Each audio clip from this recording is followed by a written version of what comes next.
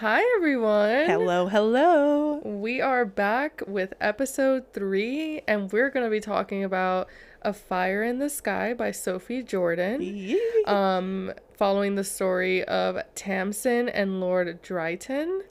Yeah. Just FYI, there will be spoilers in this episode, so if you haven't read the book, stop now and go and read it. Turn back, abort, go. Go read it and come back, listen to what we have to think about this book. And yeah. Here we go. So just as a heads up, these are our disclaimers. There are lots of really impactful themes in this book, including things like domestic abuse or domestic violence, themes around corporal punishment, even emotional or sexual abuse, as well as sexual content and strong language. If any of those things are not things you want to hear about today, take a break, take care of yourself, and come back another day. Yeah. So we're going to start off with our ratings Ooh. in stars and in spice of this book today. Yeah. So I want you to go first. Okay. So, as I was reading this book, it was a real emotional roller coaster around what star rating I would give it. It started real strong. I was like, hell yeah, this has everything. It has broody characters. It has the talk of lore around dragons and witches and all of that goodness. There was a little bit of a slump in the middle for me.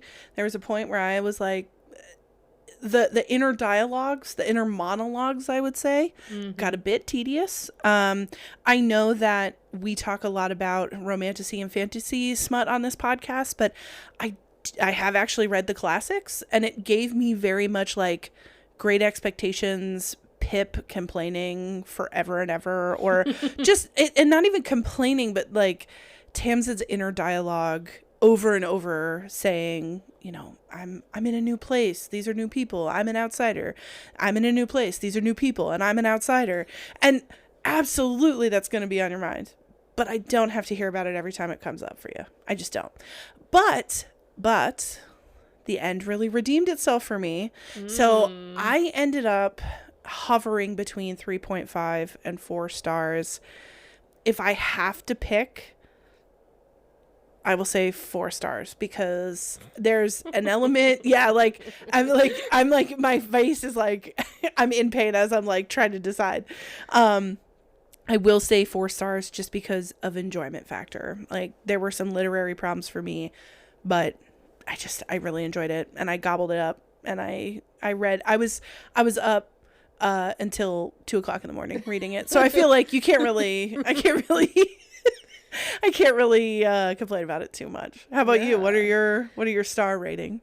I also gave it 4 out of 5. Okay. I'm not a tough grader when it comes to reviewing a book, unless very much necessary to give a low rating. You really have to mess up if we're gonna give you like a 2 or 1 star rating. Yeah. Although I could think of 1 or 2 books, but you really have to dig deep for that to happen. Yeah. So I gave it 4 out of 5. The spice for me, 2 out of 5. Yeah, same. It just but within reason. It's kind of the building, and maybe the setting of everything, and to be explained later on. But yes, I wasn't upset at the lack of spice. I felt like it was good for their story. I will say there was one point, and all I'm going to say is the tent. In the tent with the furs, I really felt like there was an opportunity missed there. Yes. And I get like he was being gentlemanly or whatever, but don't. Like he was she was saying like, let's get after it. And he was like, you must heal. And she's like, I'm healed. Right. Because Wait, that's true. Yeah, she's like, I'm healed. And she doesn't know this. Yeah, like, as you can clearly tell. Oh my God. She's like bearing it all to him. She's like, you can clearly see that I'm ready to go. And he was like, nah. And I was like, what? This guy. you not listening to my words? So it would have gotten 3 stars if they had had the tent scene, but you didn't go there, and so you get 2 chili peppers. That's what you end up with. Okay, so I do feel like this was a good read, like an appropriate amount of pages, nothing too drawn out. I definitely really enjoyed it. I really enjoyed it.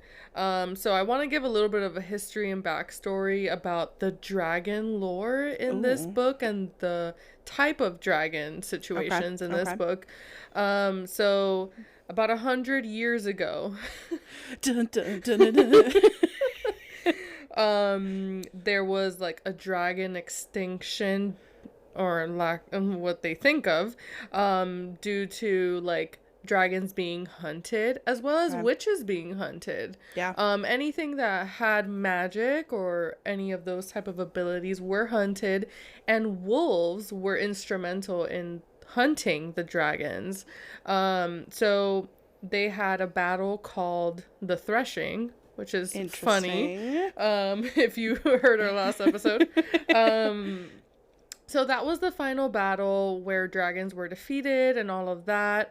And there was a lot of foreshadowing and little interesting quotes and things that were said throughout the book that as a reader, you're just like, this is something. Yeah, I feel like, so one of the things that I feel like could go 2 ways with this book, but that I quite enjoyed, and I think we quite enjoyed, was the fact that it wasn't really a mystery about where the book was headed. Like, you heard the lore, and immediately it was pretty clear. Like, oh, hey girl, you might be a dragon.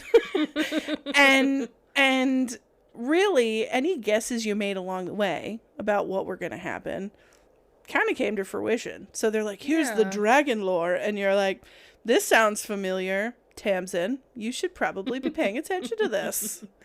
Yeah, and to give a little backstory on like who Tamsin is. Yeah. So she's the female main character, and she joined this family. She was found in a basket at around 3 years old or younger. No, she was a baby. Yeah, I think she was a baby. It was Drayton who was. Yes, he was the one who was also found.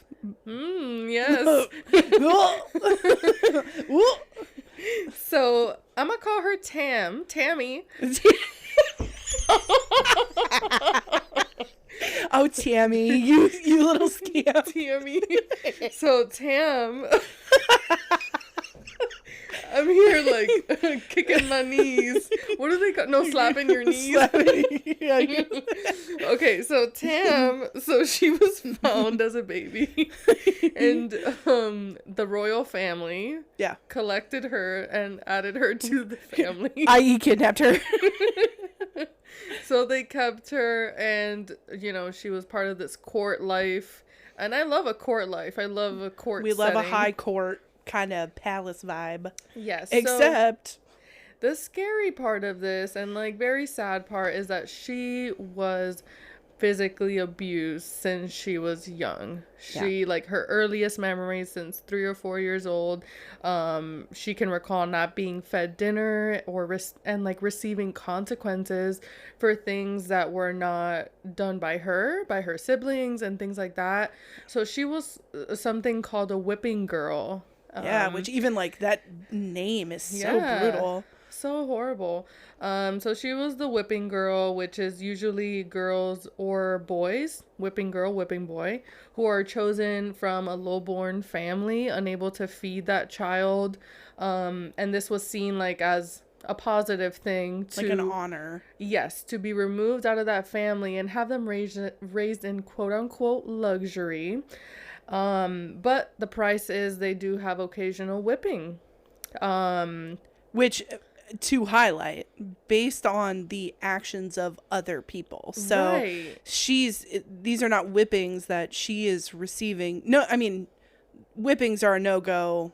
I don't care if you've done it or not, but the extra injustice here, is that she's taking these whippings and these verbal abuse, or these physical neglect or abuse, not verbal. We'll get into that, but she's taking this on behalf of her quote unquote sisters, the princesses, who every time they while out, basically, she's getting the consequences. Yeah, and it never mentions her ever questioning that. It was just an accepted part, and she gets into this mindset of being the protector, and this is her role and like what she's just got to do.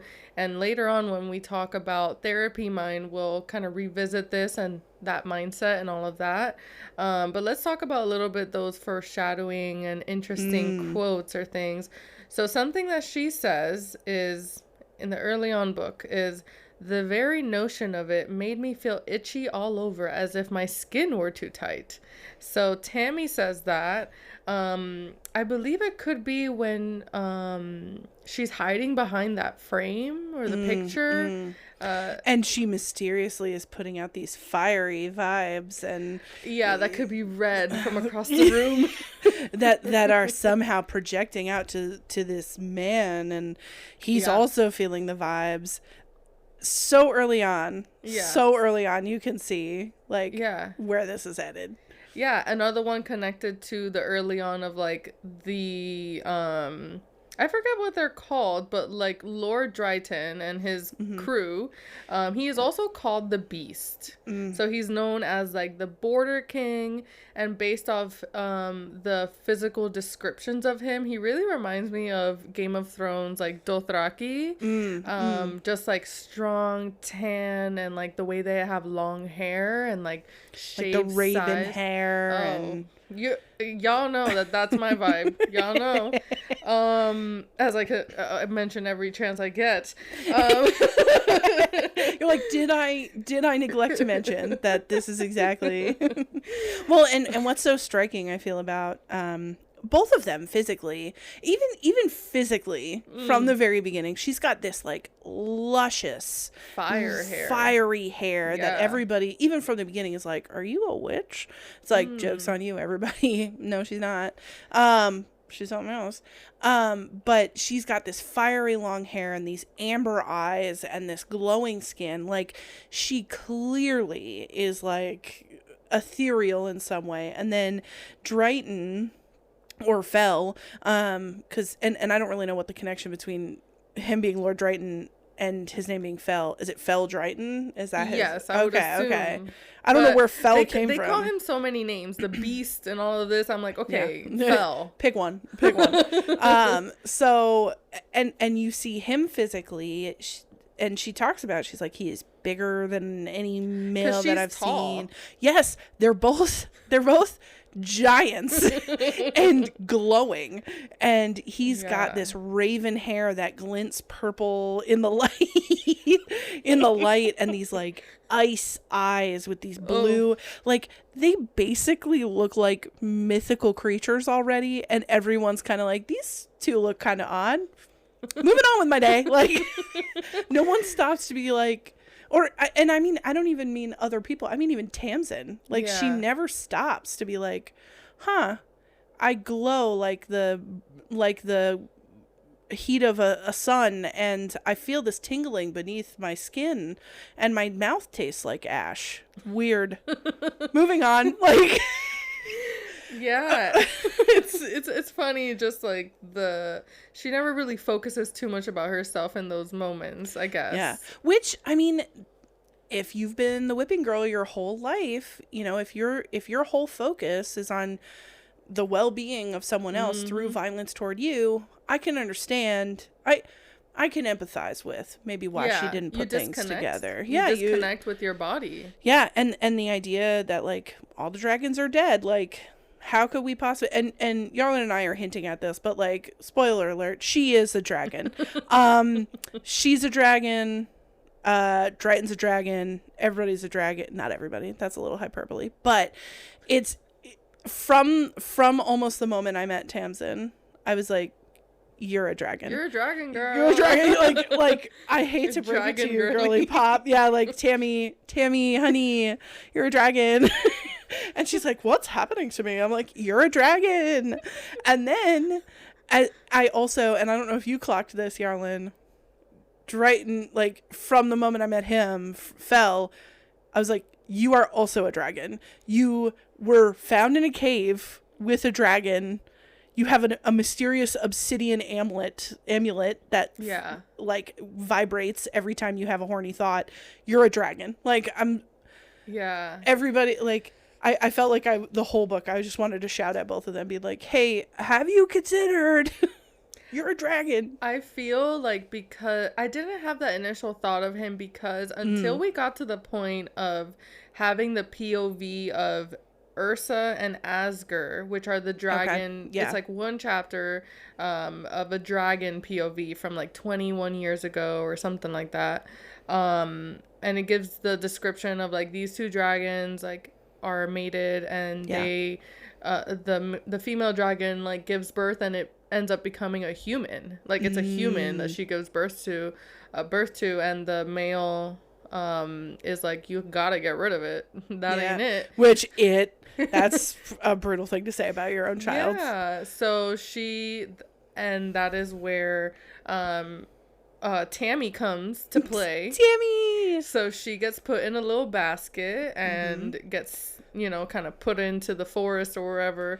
I think they drop her off on like a side street or something, because Drayton Fell is in the cave in the forest. Yes. And Tammy, they found her on a side street near the palace, and you see like in Ursa's perspective, like she drops down to the street, and then there's a noise, and then she has to like fly away. I'm like, that's so sad. That's it gives very much. Have you ever seen the Prince of Egypt, the animated movie that they put the baby in the water, in the basket? It's the story of Moses, but like the whole thing is the basket goes in the water, and it's like getting tossed around and stuff. Like the whole time she's carrying that baby through the winds, I'm like, you take care of that baby. You are like, somebody help that baby. But I also like side quest, hot second, I am obsessed with that movie, The Prince of Egypt. I've seen it so many times. There are so many famous people that voice that movie. Oh, wow. I didn't know highly that. Underrated. Like Ray Fiennes is in it. Sandra Bullock's in it. Oh. Yeah. So if you know what I'm talking about, shout out to all my Prince of Egypt fans out there. DreamWorks, I think, produced that one. But anyway, I was involved with it. I'm like, yeah, that was a DreamWorks production. I collaborated with the producers. Anyway, so she gets dropped off in the basket. It's not funny. She gets dropped off in a basket on a street. He gets left in a cave. Mysteriously, dragons surrounding them everywhere. Yeah, so I feel like until we had that POV, which I really enjoyed about this book, like all the POVs of like those kind of three main characters, Tammy Fell, and then we have another kind of male figure called Stig. Which even his name, I'm like, what? It's giving Stick. So he's like a captain guard, like the Lord Regent's son, who also has, him and Tammy grew up together. Tammy and Stick. Just her getting horribly abused while he's like, you should take that. Like, yeah, he was like, so messed up. Let me give you the backstory of a whipping child. Like, look at all these abused people and all the things they did. And he does that, and he's just like, but you're doing great. Yeah. Honestly, at the very end, so there's a part at the very end, and we warned you about the spoilers, so here they go, where she goes to the woods with Stig, because he comes to quote-unquote save her, which we don't need you, Stig, by the way. But they go into the woods, and it's this whole build-up where she's like, do I tell him? Do I not? I want to tell him. He's my oldest friend. I don't know how he's going to react. The whole time she's considering that. I'm like, do not tell this man. Do not tell Stig. He's a snake in the grass. He doesn't give a shit about you. he wants you only now that he can't have you, which is a whole thing unto itself of like the chase, like enjoying the chase, like you're an object to him, don't do it. She tells him, and surprise, surprise, he tries to kill her. Like he immediately betrays her. The first sign that she tells him something that he doesn't like to hear, ka-chow. And then who should come to the rescue? Fell. The one you haven't been talking to the whole time about this. That really got me. Yeah. That really got me. And the part where it's like she heard like a knife unsheath. Yeah. And she looked at Fell first. Like, okay, girl, you didn't really trust him. But then she realized that he didn't have a knife in his hand. So she looked at Stig and then saw the sword. In her defense, Fell did have a lot of violent thoughts about dragons, and he did say them out loud. That's true. He said a lot. Like, we have Fell's perspective, so we can see how much he's like into her, and he feels this bond. But she doesn't know this. She just thinks it's coming from her. She's like, can he feel this vibrating of our palms? Which again, Tammy doesn't question it. She just says our palms are vibrating. You can't see Yarla's face. She just gave the best surprised look at her own palm. Exactly like that. Here's the thing. They don't talk about it. The vibrating of every part of their body at some point or another, or the fire that they feel, or this tug they feel in their chest. There's like 57 things they don't talk about in relation to their connection to each other. So I get her not wanting to tell Fell. My big issue is don't tell Stig. Like, this man, don't tell this man. And in the end, you should have told that man. But she's doing her best. She's doing her best. And she's gone through a lot. Her life, has been such that she's known Stig a long time. We empathize with it. And as the reader, I'm like, don't do it. Right. And then when we go to therapy, man, I think that's where it's important to talk about, like, everything that she's been through. Like, okay, I can understand. Oh, my gosh. Yeah, and we'll get into it. But it's like a lot of the empathy I pull for her comes from understanding the role of or the effects that abuse can have on a person's psyche over an extended period of time. So we can see why she did what she did. But as not a counselor and as just a reader girly, this Stig man has like flop energy all over him. Like he's not a red flag. He's a walking red flag. Yeah. And we can see it from hindsight and from distance, but we get why she did it. Yeah, so he originally started becoming upset because the trope in this book is an arranged marriage. That's how Tammy and Fell become together, is the royal family. I guess Fell comes with his people and like tries to kind of again have like that connection. And what you find out later is he's trying to set up an arranged marriage to save his people, right? Which really endeared me to him, because it's not just about like I want a bride. It's which had its own kind of twisted hotness anyway, but the whole idea of I arranged this marriage to help my starving people, you can like track that reasoning. That's why the POVs are so helpful. Yeah. And that's how you build a connection with a character, is if you know what's going on in their mind. Yep. Not just what they say or do not say. Well, and it's interesting to see, like, okay, I get the benefit of being inside your mind, but if you don't let anybody else in there, that's true, then we can't accomplish much, can we? If we just have our thoughts and we don't express. We're a frustrated reader is what we are. I'm like, literally, if you would just say some of this, not even all of it, just say 10% of it out loud, we could have waylaid so many problems. But ultimately, this is what drives the plot. We know that like the tension is driven by the fact that people don't feel like they can express themselves, and so they act in these ways that build tension. I could see the literary devices unfolding, I know. Yes. But I'm a reader and a counselor, and communication's important, and I'm like, Please, somebody.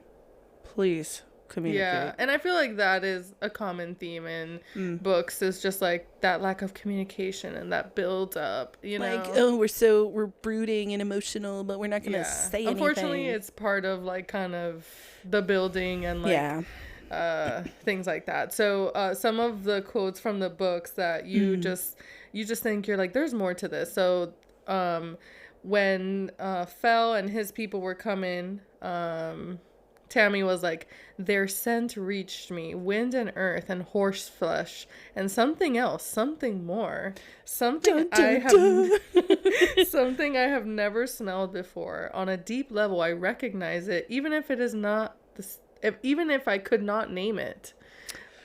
So I can name it. Dragon. It's dragon. You're smelling dragon. There are some sensory things coming on. So like, you know, the smell, the feeling of the body. Also someone smelling like horse flesh. Like, what does that even smell like? Do you know, weirdly, I know this is a weird side story from my life, but I actually did horseback riding. Oh, okay. When I was younger, I did like for a short time horse jumping, like jumping competitions. Wow. Yeah. So you shall know what horse flesh smells like. Weirdly. You're like, I get it. I'm like, the smell of horse flesh. Oh my god. I've been around horses before, but there's like a very particular smell. Also, I spent a lot of time mucking out stalls of horse crap. So I will say there's a smell about horse flesh and horses in general. One is just sort of an animal smell, but like it will never leave you. Yeah, like do I want my partner smelling of horse flesh? I don't know. That's one. I don't know if I could follow you there. Could we go with the usuals, like cedar? It's always cedar and like snowdrifts or whatever. Oh my god. Oh, it's so funny. I love the horse connection. Another one is, my skin pulled and tugged with an awareness that I could not explain. I felt a new gaze upon me, the scrutiny of someone I could not see, could only sense, feel, taste. So this is a quote from Fel. So that is when Tam is peeking through the painting to hear the discussion. Yes. And he's like, I also smell horse flesh. There's a lot of smells going on. Oh my god, this book was hilarious. Which the thing is, again, neither Dryden or Tammy at any point question, like, you will feel a burning sensation in your chest. Like, are you, like, do you even think, am I having a heart attack? You know what I mean? Like, is this indigestion? It's not out of their realm. People don't get indigestion. Guys, we're having a fun old time over here. We're just giggling our little booties off. Oh my god. Okay, so then we kind of go in a little later, and then there's another quote of like, no dragon to be seen again except once, one time, an extraordinary singular occurrence 8 years after the threshing, which could be connected, or 80. I think it was 80. Something like that. Yeah. And it could be connected to when the Baylor guy went and hunted that last dragon, and that could be when... Well, and that's when he found... that's when he found Fel. So Fel was found when he was like 3 years old, being protected, or from the other point of view of like being kind of housed by this dragon, and like could be seen as like, oh, the dragon was gonna eat him or something. So... But, like, we also know, with hindsight, it's like, was that dragon going to eat him? Yeah, could have been their parent. A human 3-year-old somehow, for 3 years, survived under the care of a dragon. Although they did say that they thought the dragon had killed the family. Yes, but, like, that was the lore of that story. Yeah. I guess that makes kind of sense. So until you then further continue reading, that's how you are able to like, oh, like this could have been their parent. But when you first receive that information early on in the book, you're like, yeah, what was going on there? What was that dragon doing with the baby? Dragon, get away from that baby. Yeah. So Fel and his people, I forget the name of their people. Let me It's call like them the Borderland. Isn't Yes, it called the Borderlands? the Borderlands. The That's people where of the he's from. Borderlands. Yes, people of the Borderlands. Dothraki adjacent. Let's just call it what it is. Dothraki. So they're often referred to as brutes, kind of just very strong and wild men, whom you may like that if that's your thing. Hey. Well, and also like it, and I was saying this to Yarlin earlier. Even if you look at like, I'm a huge Outlander fan. We both are. We've talked about. I think in the first episode we talked about it, but like even the like sort of like the brutish Scots versus these like civilized English. You know, there's it has very it gives me very much like in. You know, the like indigenous people of a land and then the colonizer, you know, and sort of how the people of the Borderlands are portrayed as these like brutish, wild, uncivilized people, kind of on purpose to turn people against them and to make them seem less valuable, which is like I could pop off about just like human history and like how we see that occurring over and over again, but I won't. And the role of sort of like the colonizer who's like in the palace and so like dainty and whatever, and you even see like Fel when he goes to the palace, he's like, these people are so soft. Like he's like he's looking at Stig like, I could eat you for breakfast. And Stig thinks he could hold his own on that. We find out later that's not true, and we'll talk about it more, but yeah, it's very much like the brutish people of the north from and the like civilized palace people. And you even see, I think, in the way that Tammy like shifts her perspective. I just love that we're calling her Tammy. Tamsin. You see in the way that Tamsin talks about the, you know, when they first come to the palace, that she's very much in line. She's in lockstep with everybody at the palace. She's like, look at these wild brutes. Yeah. And then she like travels with them.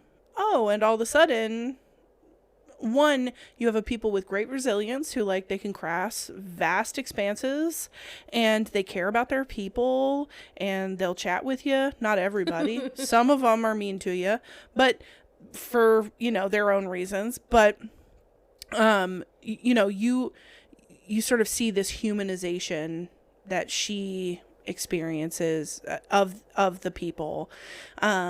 Even as, I mean, and it's sad to say, but like she kind of goes from one abusive situation to like not Fel himself, but like the people around Fel who like won't talk to her, or they think she's a witch. They think she's a witch. Yeah, which they're having their feelings about her being betrayed, but it's or about Fel being betrayed, but it's I think she shows a lot of resilience in multiple scenarios where people are really putting her down in multiple ways, and you can see her like I think one of the parts of the book that I really liked is you see her strength and resilience in spite of these like naysayers, regardless of where she is. Yeah, and we do see that growth, and him like Fel being like, well, she's my woman and I'll handle her, and like, you know, I'll take care of the situation, because his people like were constantly being like, let's leave her here, like this will be giving them a sign of like who we are. And then he's like, no, like she's my woman, I'll fix this, don't worry about us. Yeah, and also Tamsin was the one who saved all their asses. She's like, also, by the way, I'll fix it. And I'm like, yes, Tamsin. Although she did have to like make out with that like corpse of a woman. Yes. that like flaky skinned, yellow toothed, like it's like a crone woman. It's like a haggard thing. But it's got a name. It's got a name.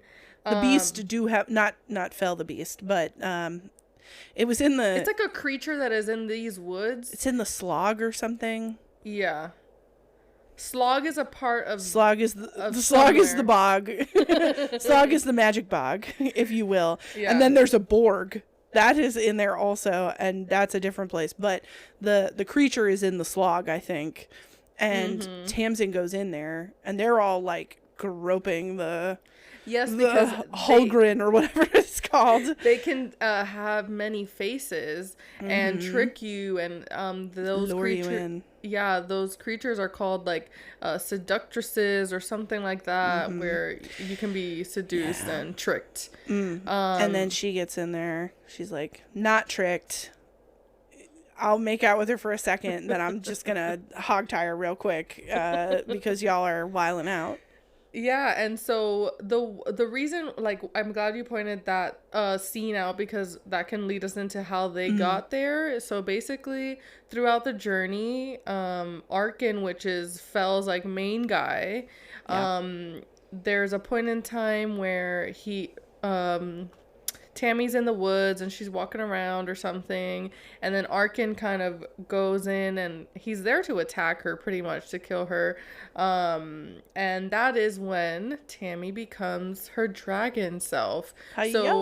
So within that attack and like protection of trying to protect herself, she starts having like, again, like the skin is like boiling from underneath her. She has this steam rise from her skin, and that's when she shifted into the dragon. So I wanted to know like what your thoughts are on that, and why did that happen now, and why you think that didn't happen before? That's a great question. So I think I wonder if, because she spent her life as the whipping girl, and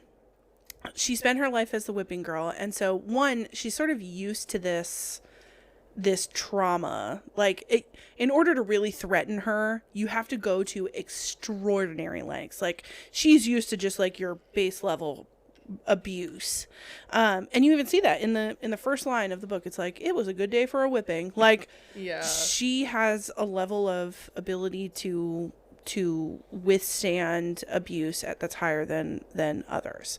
So I think a part of that has to do with Arkin truly, like, that was the most danger that I saw her in throughout the entire book. There were other times where danger was present, but like, he had his hands around her throat. She was on death's doorstep. And so I think there was a physical component that existed. There was like a survival mechanism. The dragon was like, we're not hiding no more.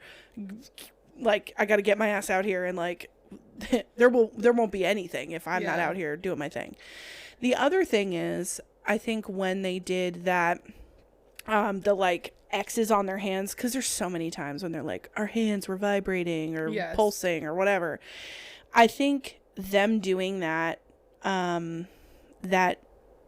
ceremony basically awakened the mating bond between Tamsin and Fell in a way that kind of brought the dragon to the surface. So it was like this like thing that's buried deep down for a long time, because there's this stasis, and then she gets almost murdered. She's got this mating bond that's present now, and the palms are pulsing and everything's pulsing. And I mean, everything is pulsing. She talks about that specifically. That's not me saying that. Tammy went there, and we support her, but her whole body pulses all the time, everywhere. And so I think with that, the immediacy of the danger, and then the mating bond just surges. What is interesting to me is like, why doesn't Fell? It seems like Tamsin is further along in her route to becoming a dragon, and I'm wondering, maybe it was the hate that Fell had toward dragons that it just never occurred to him. But I think for him, the awakening was with the mating, like the blood oath or whatever. I think for him, it started him down a journey that Tamsin had already been on by the time that they met. Yeah, and I do think even part of the marriage ceremony, they have like an X cut on their palm, and you even see that when that scene of Arkin attacking her, and she becomes a dragon, and ultimately like she ends up like kind of flying away after she sees what, you know, she burns him like so she flies away, and then Fel is able to even use his palm as a freaking like a beacon, a compass, where it starts pulsing when he's going the right direction. So really it's that bond that they have together. First of all, awaken their dragon self. And yeah, maybe he just wasn't put to the test for that true immense feel of danger until he's, you know, later on, which makes sense because he has his own little life and death moment, and that's when his dragon burst. So. Interesting. So also when she becomes a dragon, her blood then becomes like a purple shimmer blood. How awesome is that? How awesome. Glitter blood, yeah. That's interesting to think about, like your blood doesn't become purple until you shift, maybe, or because she clearly had been whipped her whole life, had bled in front of people, like it wasn't an issue up until recently. So I would presume that you don't get purple bloodified until you make that first shift. And I'm sure we'll hear more about that. Like now there's like a whole bunch of dragon lore that we don't even know. Yeah, and also part of her immense physical abuse is that she never bore any scars. Like she had this amazing healing property of never having one scar from all the thrashing and lashing that she would receive. So that's, she definitely had power before, and now it's zoomed. Which again is one of those things that's so curious to me, that she mentions it as an oddity, but she doesn't ever delve further until she's literally a dragon. Like if I got a bunch of injuries and then the day I slept on it and they were gone, I'd have questions. I almost wish that she showed more awareness of these physical signs at the very start and chose to hide them. Like said, you know, and there may have even been one moment because one of the people, I think it's the guy who whips her, says that she's a witch or something. So there may have been more to that than I remember, but I wish there had been more story around, like she heals really quickly and she knows that that's off, and so she's hiding it. Or she says, I have this like thrumming or heat in my veins. I know that's not normal, but I can't tell anybody. Like I'm trying to survive out here. So I think there could have been more tension or more struggle for her in recognizing these symptoms and making the choice to push them down, rather than remaining seemingly clueless or unthinking about some of these symptoms until she was a dragon. Right. And even when she becomes a dragon, you could see how surprised she is. She's just like, she's looking at her skin of like, I'm a dragon? God? It's like, girl, yeah, you are. So it's a little bit of back and forth there for me. So I want to get into like a teehee moment right now.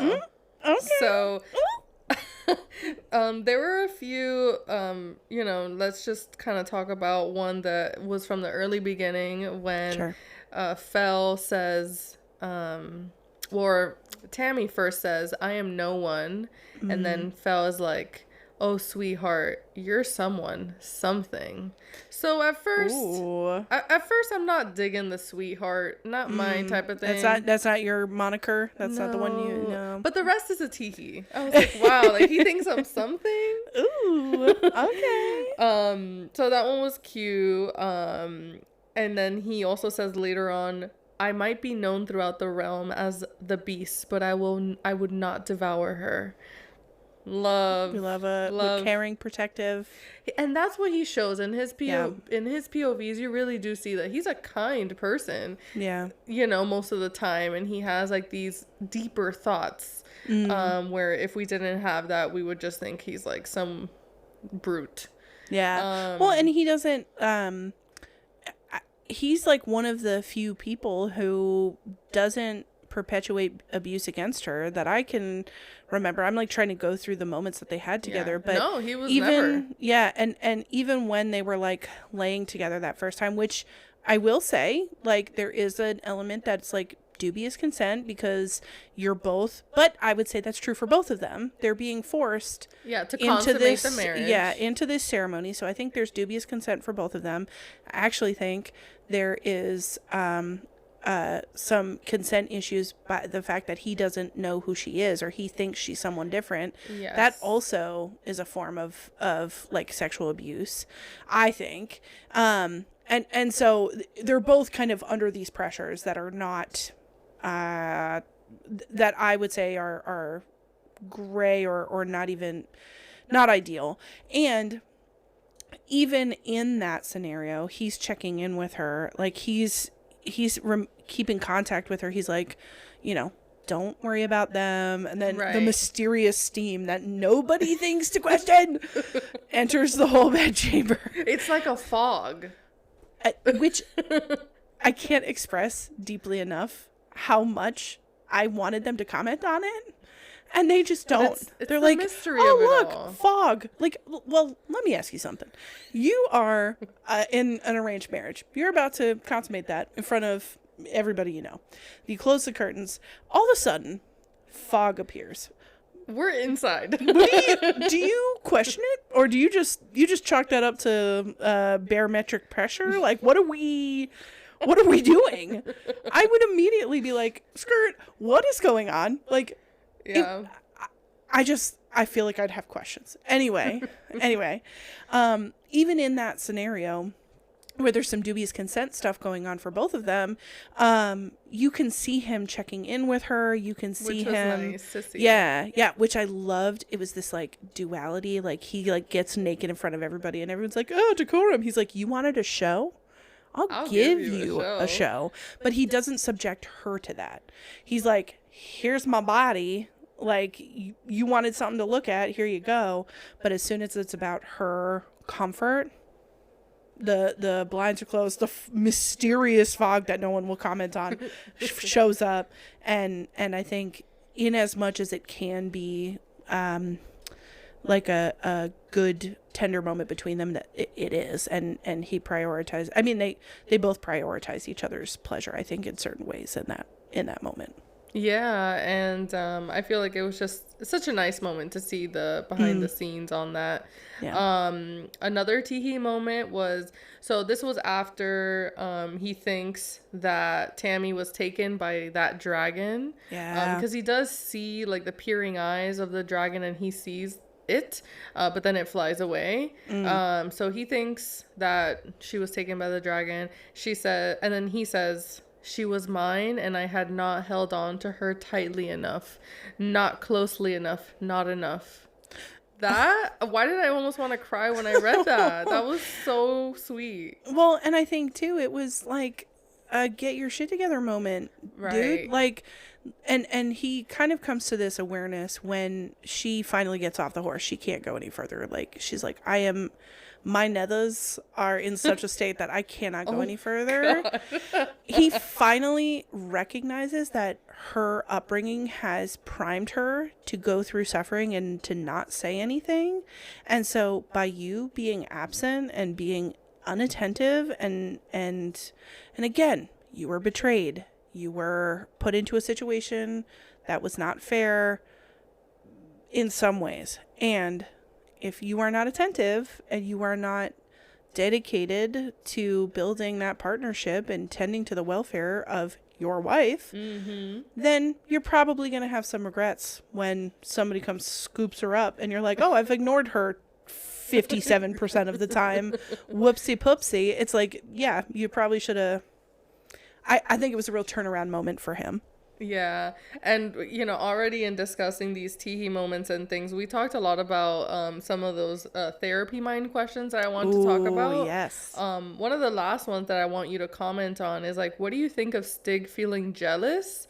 And now him wanting to profess his love and care for her, and wants, initially before that whole wedding thing happened, like he wanted to take her and like run away together, like Yeah. save her, like. And then we see like later on, once they're at the borderlands, Fel and Tammy, this like horde of people come, and it's Stig, quote unquote, trying to save her or like get his revenge, because uh Fel reports to them that she was taken by the dragon. Yeah. But Stig thinks that Fel murdered her.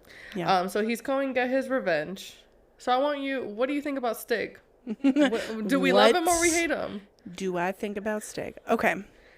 So I think that Stig is a representation of a unidimensional character that men are put into or pathologized into, but also that men sort of imagine about being the savior, that I'm going to swoop in and save you. And it feels like there's an element of ownership there around, okay, I wasn't necessarily interested in getting involved and invested until it was clear she was not, quote unquote, mine anymore. And now there's this chase, and I'm in this sort of unidimensional quest. One, to claim what is mine, and two, to fulfill this savior role, that I can swoop in and save you. And I think you see this when Tamsin's talking about that day she was in the hallway as a kid, like downtrodden for obvious reasons, and Stig comes, takes her by the hand, and in his own fucked up way saves her from this low that she's in. Again, in not a helpful way, because he's like, look at all these people who took abuse and they're doing great. But she represented for him that savior, I think. Yeah, that friend. That kind of. Yeah. And I think you can see in this book the problem with that.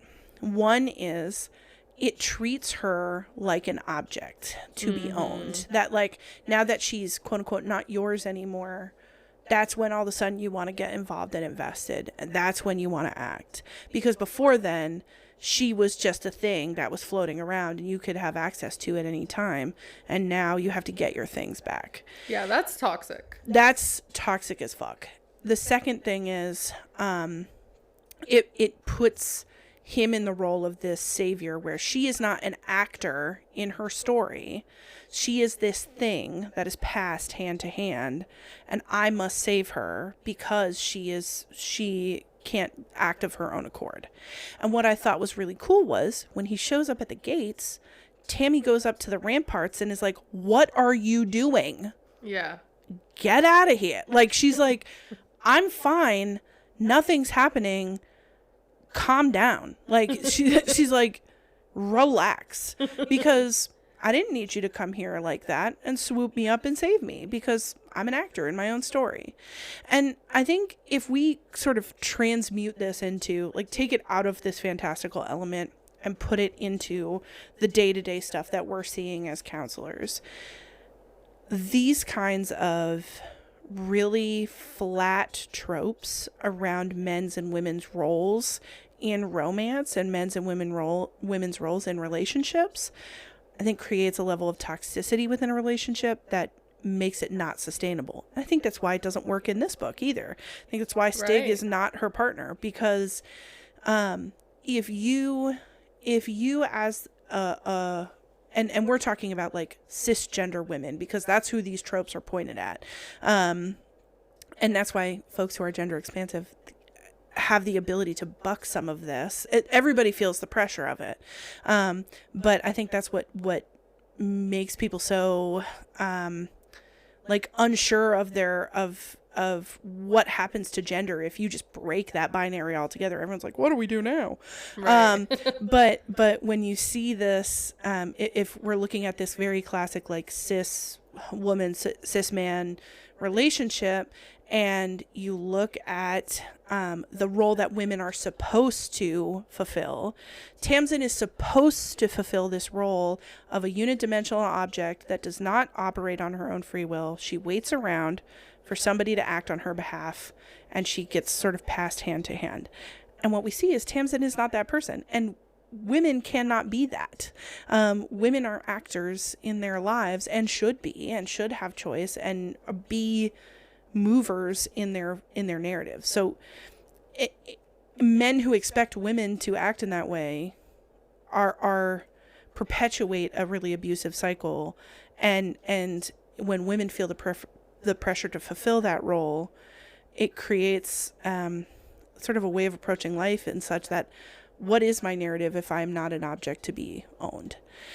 And then from the sort of cis man side of this, if your sole purpose is to be the rescuer, I am the rescuer of you, and you don't have any free will to decide what happens next. I have to decide for you. That puts a lot of pressure on men to be the unidimensional deciders, and it leads to some really toxic behavior when they expect that that's what's going to happen. If you want a partnership, you are two actors, you are two people who are both enacting your will on your combined narrative, and to try to approach a relationship where you're like, you are the object, I am the savior, I am the leader, I am the actor. That's how I think you end up in really abusive scenarios, because once you objectify somebody, you relinquish them of their humanity. Yeah. That was very long-winded, but very necessary. You asked me the question, and I get very passionate about this. So I think in a lot of ways, when we're working with couples and families and even individuals who are in relationships, it's really about deciding what you want your role to be in the relationship, and to normalize that it does not follow these tropes. Like, these tropes are not helpful in the real relationship space. And it's okay to read about them, and it's okay to like fantasize about some of this, but it's not a map for two people who are their own individuals enacting their will on a relationship. Yeah, I mean, that was such a beautiful explanation. I feel like I popped off. So kind of like speeding through the rest of the book, they go through, so again, Fae and Tammy kind of are trying to like escape or do something from getting attacked by like wolves, and like the wolves are coming to attack, and Fae, then they run off and they go to he falls off somewhere. He basically, she's in her dragon form, and yes, he walks right. up, and he's like, get out of here, and she can't talk in her dragon voice, and so he's like, never mind, I'm coming with you. Right. So he rides her off to the sunset, or to the dangerous crags. So they go to the north, which is called the Crags, and there are these dragons who then show up, huge dragons, like way bigger than Tammy, and they sort of got a little bully vibe, like they start bumping into her. Like, they're sicking them. I'm like, excuse me, I am dragon also, please don't mess with me and help me. Yeah, so they do some damage, and Fae ends up falling. fell in a glorious show of foreshadowing. fell, and here we are. I mean, Sophie Jordan, you really did it.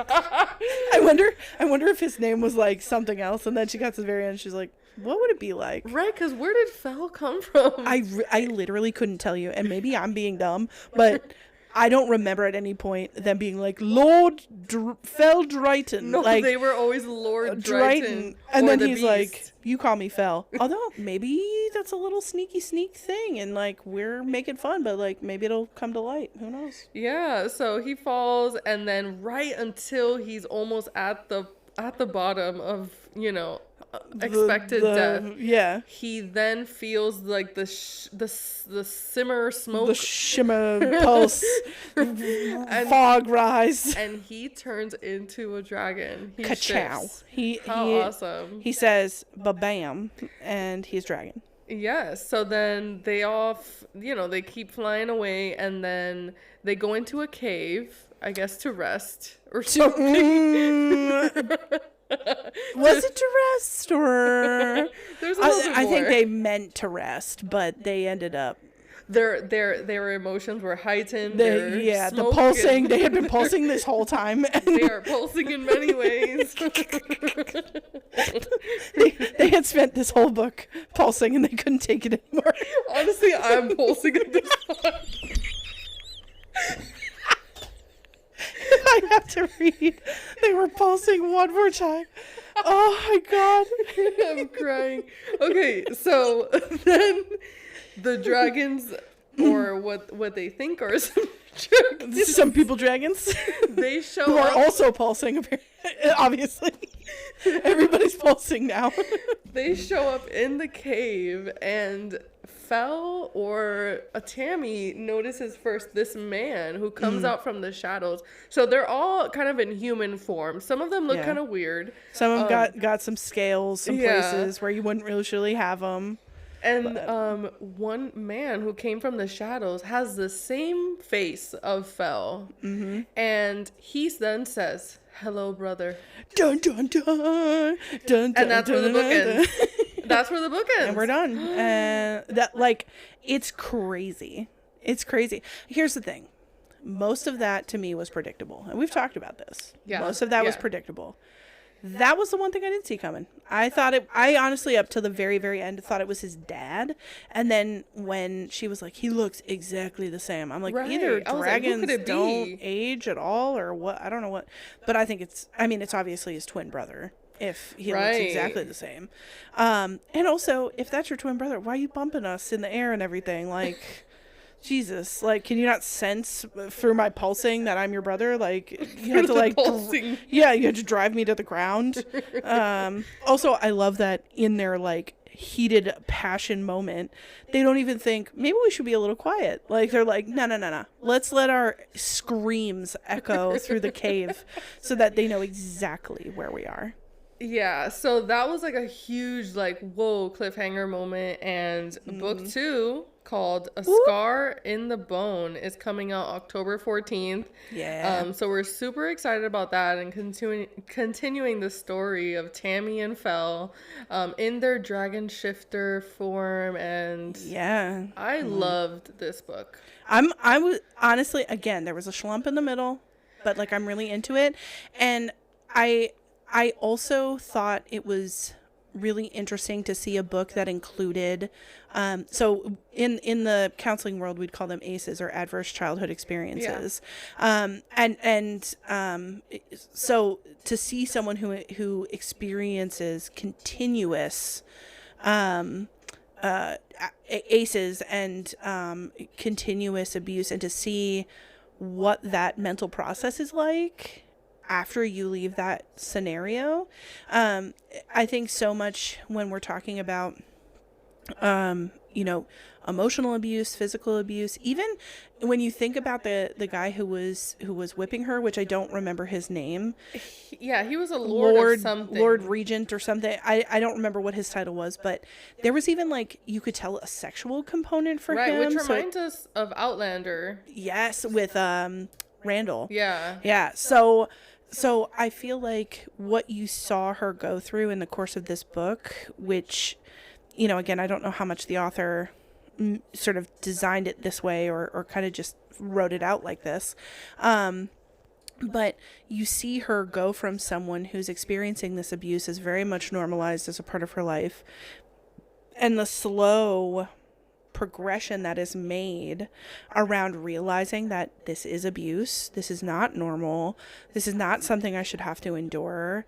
This is not love. You know, she at some point says, she's like, does my family even love me? And toward the beginning of the book, she's adamant that they love her. She's like, they love me. They're my sisters. They include me. And that's what I think is so reminiscent of what you see around complex trauma and like abuse, is there's this push and pull of, this person loves me. They say they love me. They tell me that I'm their everything, or they include me in X, Y, and Z, but they also hurt me. And that can be a really hard thing for folks who are facing abuse to cope with. And it can be a really hard thing to even recognize that abuse is happening. Mm-hmm. So I just wanted to highlight that because I think it's so important for us. One, if you are a person who has experienced abuse, or you think you are experiencing abuse, to recognize that the mental game that goes into surviving abuse is so complex and so difficult. And as if you are a person who is supporting someone who is experiencing or has experienced abuse, I think there's often this like message of like, well, why don't you just leave them? Or can't you see what they're doing? Like, why can't? And the reality is that the mental toll and the gaslighting, so much of the mental component of that makes it such that like judgmental statements like that really have no place in supporting someone who's experiencing that, because they have their own journey that they're trying to go through of even recognizing that it's happening, and also recognizing there's a process, a really hard process around recognizing abuse if you are a person who's surviving that. And then also there are dangers and processes that happen when you finally do recognize it and try to extricate yourself from it. And the whole process is time consuming. It's emotion consuming. It's dangerous for a lot of folks. So I wanted to highlight that because I think it's so important. This book, while not stating it sort of outrightly, highlights the effects that these kind of experiences can have. And it's going to be really important for professional helpers, for family, for friends, to be supportive of folks who may be experiencing abuse. And if you are experiencing abuse, or you think you are, to have compassion for yourself and to seek out resources. And there's all kinds of resources out there for folks, you know, helplines and websites and all kinds of stuff. So just recognizing how big a role that played in the book, but also what a role that plays in our clinical spaces. Yeah, and the themes in this book are so intense, and I'm glad we're able to touch on those things and be able to remind you guys that the things that we talk about are mental health related based on our experience and knowledge as counselors. But also, if you you need to take care of yourself, go receive that mental health care if this book was hard for you, and just be able to understand that what we're doing here is entertainment and not in replace for mental health care or any type of self-diagnosing. So that was A Fire in the Sky. Oh my gosh. We have deep themes. We have pulsing. Always pulsating in this book. Hashtag pulsing. At the end of all of this. And I feel like the last line of the last book is be like, and we were pulsating into the distance or something. Like, there better be some pulsing in the second book. That's all I'll say. Listen, if you discover that you're a fast healing, all powerful and strong dragon, and that you don't use that for your own pleasure, that's on you. Like, I don't know what to say to you. Yeah. I'm curious, what do you think's going to happen in the next book? I think there will be more exploration into the brother and like these newfound dragons who actually weren't extinct, and kind of like the realm of what's going on with them, why they were in this hiding. Obviously they were hunted, but I wonder if there's going to be some type of battle or or war the dragons against these horrible people who are hunting them. Like, I wonder if they're gonna have a little resurgence. Okay. So that's kind of what I can think. And you know, again, Tammy and Fel are gonna they're gonna keep pulsate. I think they're gonna profess their love even more and have a deeper bond, and I love that for them. Well, it's fated mates. Like yes. now they're mates. Like you, that's it. You know. I just want them to talk more. Bring it up. Bring it up. Say the words, please. Say the words. I'm really interested to see. So at the end, when everybody comes in their human form, that's, I think, a product of the witches. What the witches did to the dragons, they spelled them, so that they can't reproduce. And I wonder if that's why Fel and Tammy came out the way they did, is because the witches did this curse, but they like kind of bungled it, and now that's why we have dragon shifters, because they're not birthing dragons. They're birthing dragon shifters. And they're within the community.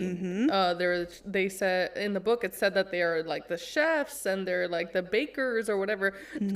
So they're people within the community who may be resurging again, part of the war and the lore. Yeah. And that's what I want to see. I want to see, like, what is the role of the dragon shifters? What's the lore? Obviously, I want more spice. If there's not more spice, what a travesty. Because again, like, we've spent too much time like staring longingly at each other, like just like brooding, and now it's time. Like, we did the thing in the cave. I think that probably sealed it, and let's keep it going. We're on a roll. Let's just keep it rolling.